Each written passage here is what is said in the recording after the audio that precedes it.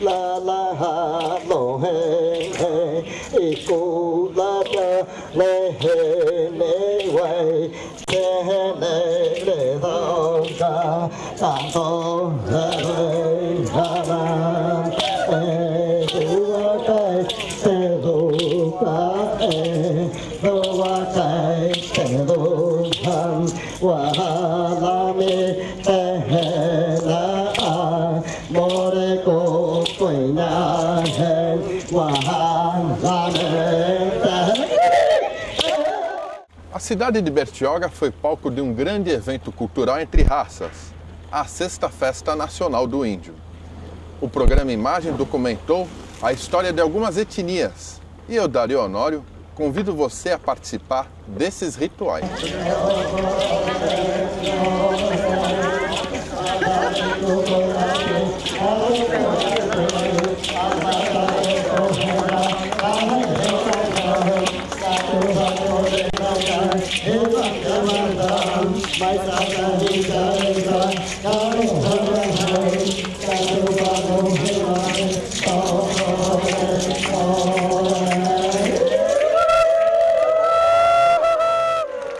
Tupi-Guarani é uma tribo que elas tá meio extinto por causa da civilização e mistura de raça de Guarani com Tupi.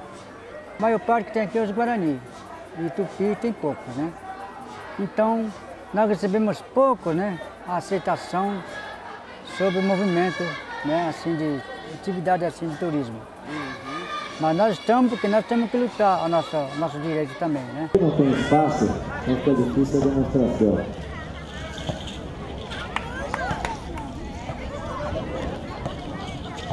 Toda essa luta, todo esse conflito que acontecia aqui, marcou de uma forma assim negativa essa região. A traição que o branco fez contra o índio foi uma coisa assim covarde.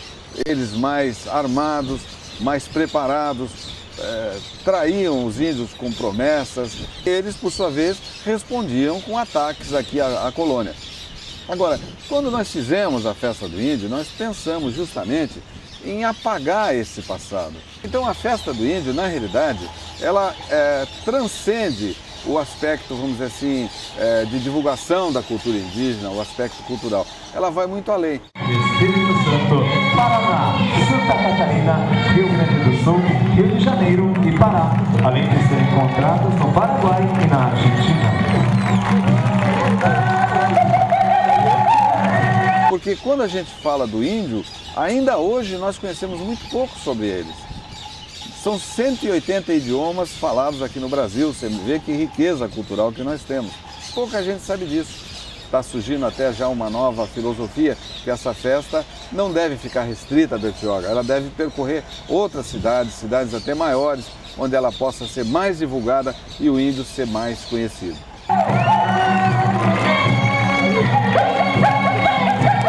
Vão recebendo a salva de palmas do público, o povo guarani, as crianças que se cantam com carinho.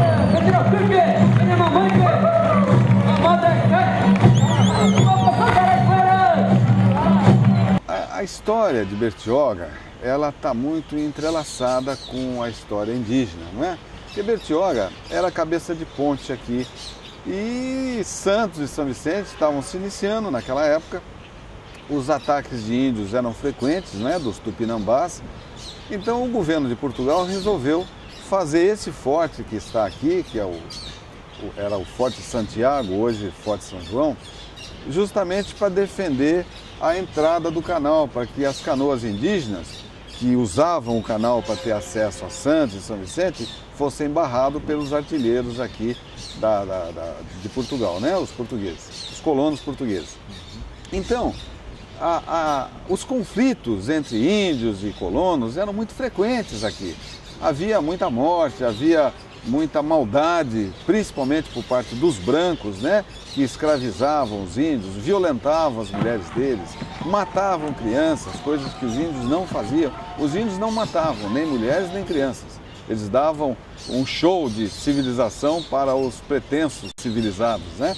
Então, na realidade, A Bertioga, essa região aqui, foi palco de muita luta entre brancos e índios.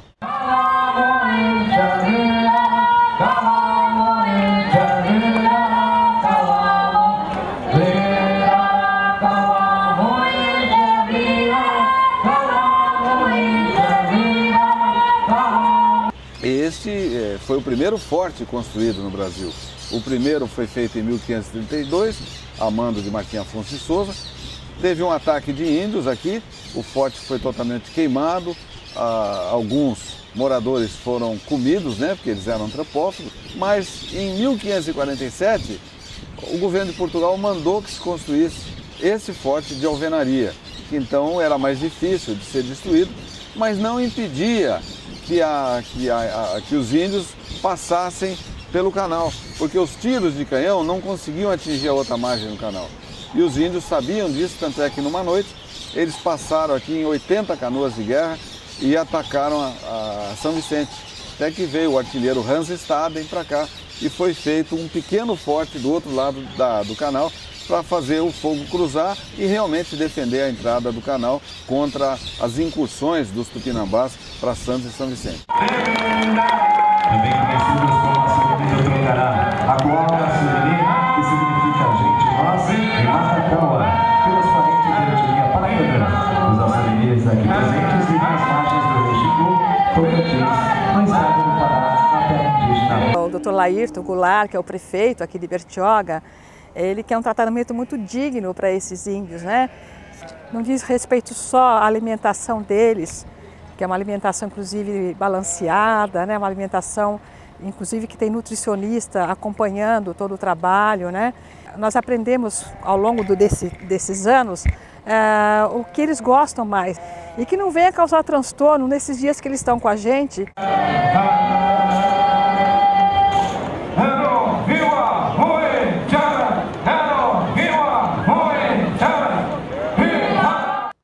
Alimentação, transporte e confraternização.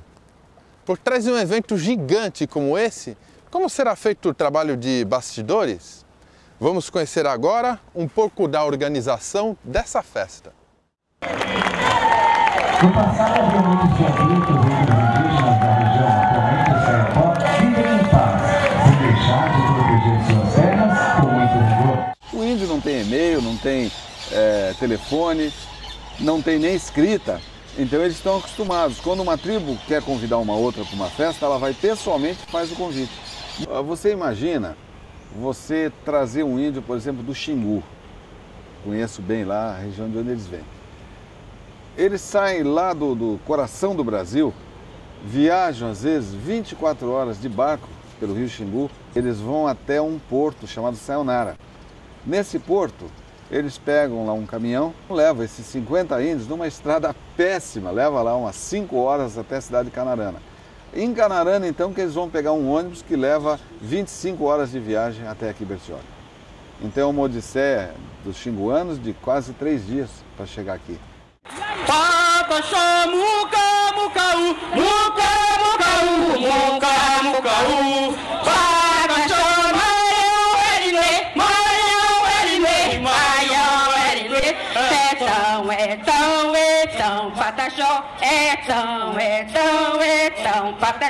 Então você imagina que eles têm que vir comendo pelo caminho, parando para comer, e nós temos que prever tudo isso. Não dá para eles fazerem uma viagem de 5 dias sem comer. Então até isso você tem que prever. É trabalhoso.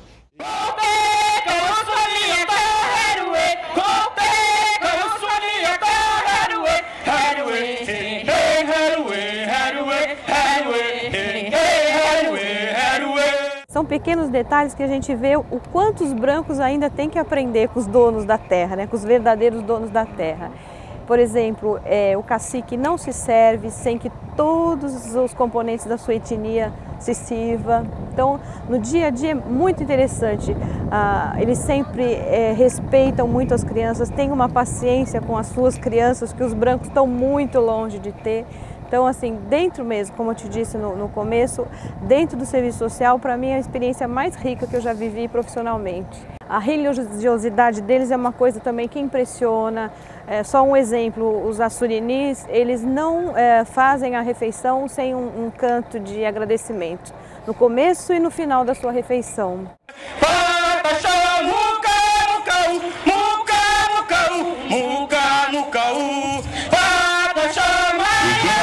Pode cantar.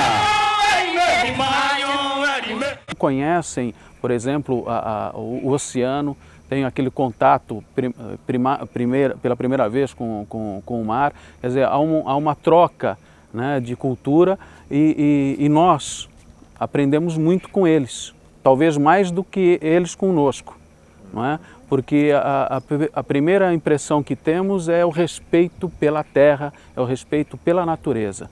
Não é? E isso talvez seja uma das maiores lições que possamos ter com eles.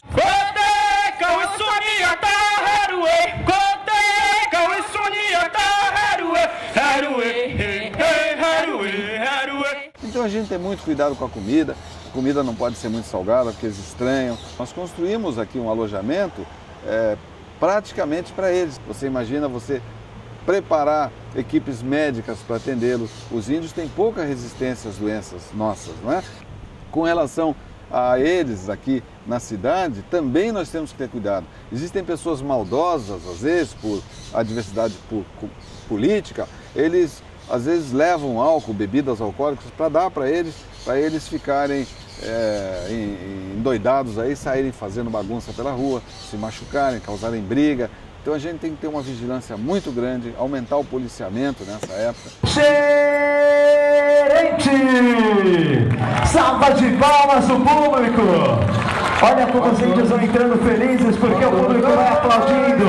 O povo gerente! E eles passaram a confiar aqui no nosso pessoal, inclusive esse pessoal que trabalha aqui com a gente, aqui na cozinha, tem uma turma que é contratada para essa festa, e uma boa parte, acredito que a maior parte, é o pessoal do voluntariado, e quem comanda é a dona Neda Goulart, que é a mãe do prefeito, minha mãe também, né? O importante é que a festa não pare, porque não é só a festa do índio que é importante, eu acho, para o município, que até elevou Bertioga a nível nacional, é importante pela parte cultural, mas também a gente não queria dar essa decepção para eles.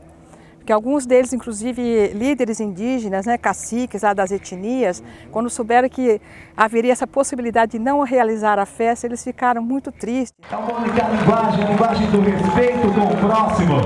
E o público que hoje aqui está, com certeza deixa esse momento inesquecível.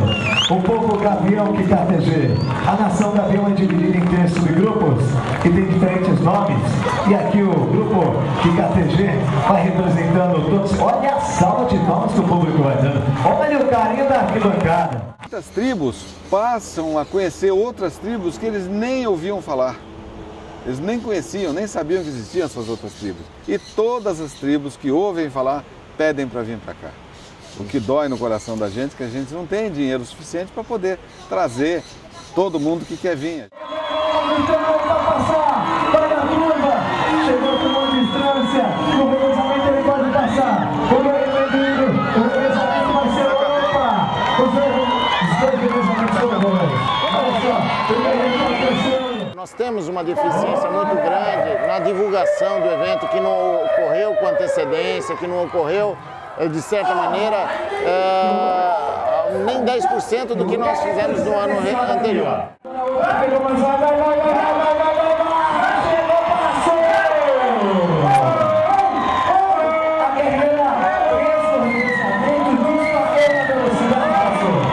Acho que foi final do ano passado, lá no Xingu, houve um incêndio, então queimaram todas as ocas, os pertences e tudo. Então lá arregimentou um pessoal aqui, conseguiu doações e foi com um caminhão, vários veículos levando o atendimento para eles, inclusive as barracas, até dá tempo deles refazerem lá a aldeia deles, que foi totalmente exterminada, né? O Edson também vai ali, ó. O guerreiro, essa gente vai acompanhando ali.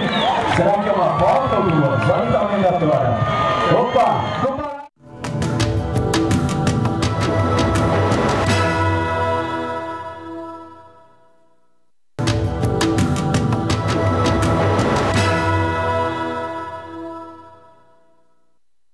Arquibancada. Mais uma salva de palmas ao povo Lorono.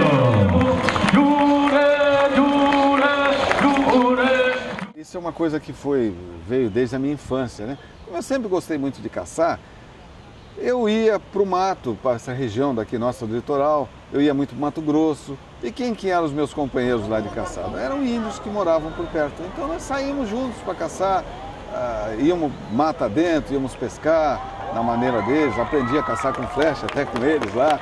Inclusive no Canadá, que eu vou todo ano para lá para caçar, eu tenho bons amigos lá, índios lá, e aqui a mesma coisa. Então foi surgindo esse interesse pela cultura deles, porque quanto mais você conhece uma coisa, mais você gosta e mais você quer conhecer. E eles são pessoas tão dóceis, tão meigas, que a gente tem prazer em conviver com eles.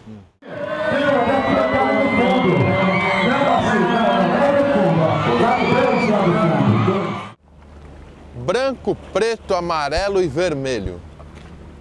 O Brasil é um país colorido, multirracial. O povo é conhecido pela sua alegria e receptividade. Mas até quando ouviremos histórias de exclusão social?